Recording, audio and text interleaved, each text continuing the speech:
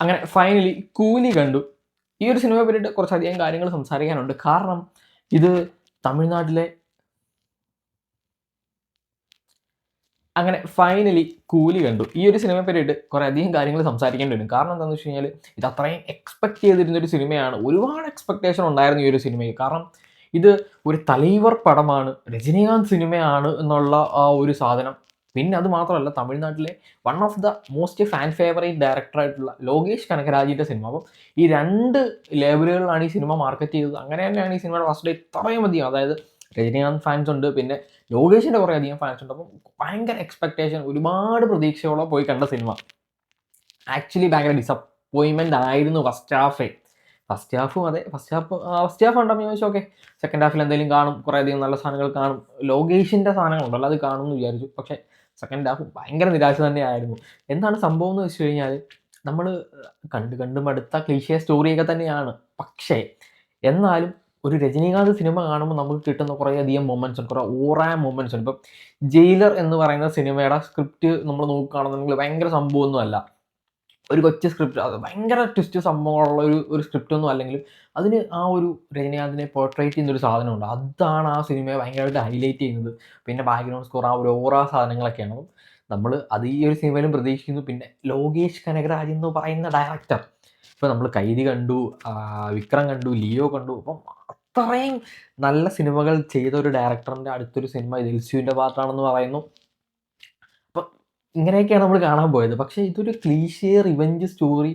ഇതിനെ revenge story എന്ന് തന്നെ പറയാൻ പറ്റുമെന്ന് എനിക്കറിയില്ല. കുറേ അധികം ഏച്ച് കിട്ടലുകൾ, പരിപാടികൾ.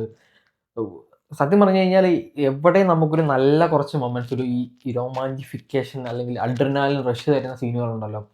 ഫോർ എക്സാമ്പിൾ ജയിലർ കണ്ടപ്പോൾ നമുക്ക് കിട്ടിയ കുറേ സാധനങ്ങളുണ്ട്, അതൊന്നും ഈ സിനിമയിലില്ല, എവിടെയും ഇല്ല എന്നുള്ളതാണ്. ആണ് ഈ സിനിമ ഏറ്റവും വലിയ നെഗറ്റീവായിട്ട് എനിക്ക് തോന്നിയത്.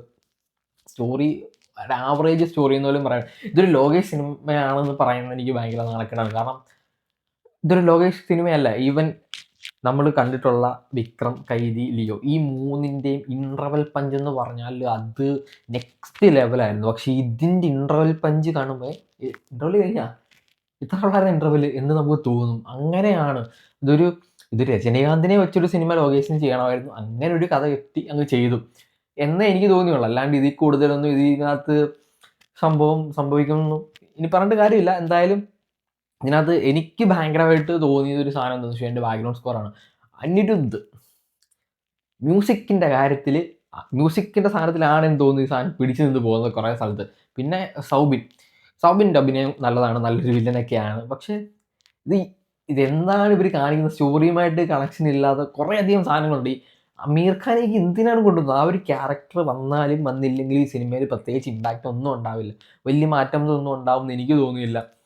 ഒരു ക്യാരക്ടറിനെ കൊണ്ടുവരുന്നു, കുറേ അധികം സീനുകൾ അവസാനം ഈ പറയുന്ന ക്ലൈമാക്സ് ബെഞ്ചിൽ അതൊക്കെ വെറുതെ ഒരു സാധനം എടുത്തു വെച്ചിട്ടുണ്ടെന്നല്ലാണ്ട് ഇതല്ല നമ്മൾ എക്സ്പെക്ട് ചെയ്തത് പോയത്. ഭയങ്കര ഡിസപ്പോയിൻമെൻറ്റ്.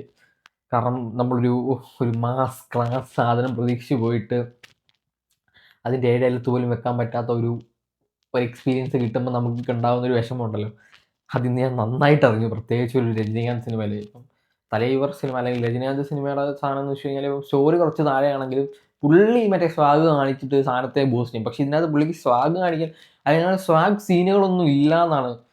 അങ്ങനെ ഇല്ല, നമുക്ക് ആ ഒരു അഡ്രിനാലിൻ റഷ് തരുന്ന, ഗൂസ് ബംസ് തരുന്ന സീനുകൾ ഇല്ല എന്ന് വേണം പറയാം.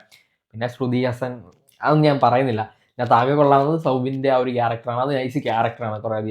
കുറേ അധികം എന്താ അപ്പ് ആൻഡ് ഡൗൺസ് ഉള്ളൊരു ക്യാരക്ടർ നന്നായിട്ട് ചെയ്തിട്ടുണ്ട് എന്നുള്ളതാണ്. പിന്നെ മോണിക്ക ബെല്ലൂച്ചി എന്ന് പറയുന്ന ആ ഒരു സോങ്, ബാക്ക്ഗ്രൗണ്ട് സ്കോർ അനിരുദ്ധിൻ്റെ പിന്നെ ഇനി പറഞ്ഞിട്ട് കാര്യമില്ല, പുള്ളി വേറെ ലെവൽ തന്നെ, വേറെ റേഞ്ച് തന്നെ ചെയ്തിട്ടുണ്ട്. ഇത് എൻ്റെ പേഴ്സണൽ ഒപ്പീനിയനാണ്. ചിലപ്പോൾ നിങ്ങൾക്ക് സിനിമ ഭയങ്കര ഇഷ്ടപ്പെട്ടതാണ്. അപ്പോൾ എൻ്റെ പേഴ്സണൽ ഒപ്പീനിയനായിട്ട് മാത്രം നിങ്ങളിത് കാണുക. നിങ്ങൾക്ക് എന്താണ് ഫീൽ ചെയ്തത് എന്നുള്ളത് നിങ്ങൾ ജസ്റ്റ് ഒന്ന് കമൻറ്റ് ചെയ്താൽ നന്നായിരിക്കും.